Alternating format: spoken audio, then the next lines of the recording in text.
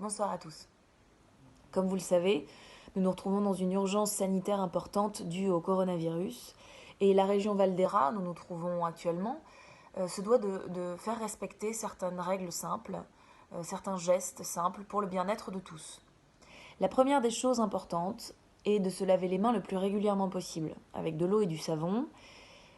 Sinon, vous pouvez aussi utiliser un désinfectant à base d'alcool. Aussi, évitez de vous toucher les yeux et la bouche avec vos mains. Si vous devez éternuer ou tousser, faites-le dans le creux du coude, comme ça.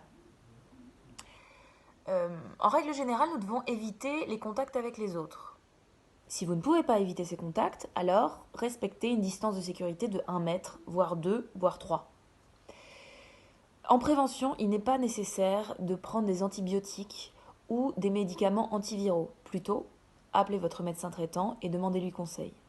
Pour le masque, ce n'est pas nécessaire de le porter tout le temps, sauf si vous avez des doutes, si vous suspectez avoir contracté le virus ou que vous prenez soin de personnes malades.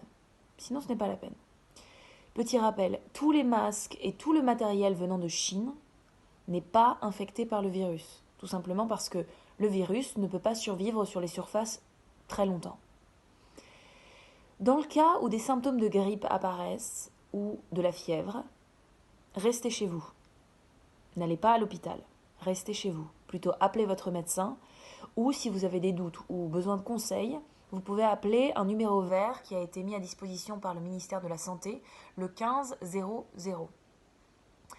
Les animaux de compagnie, eux, ne transmettent pas le virus, mais par mesure de précaution, lavez-vous les mains après les avoir touchés. La dernière des choses et la plus importante est de ne pas sortir de chez soi. Voilà, on reste à la maison. Vous ne pouvez sortir que pour des motifs importants. Les motifs importants sont aller au travail, faire ses courses ou pour des raisons de santé.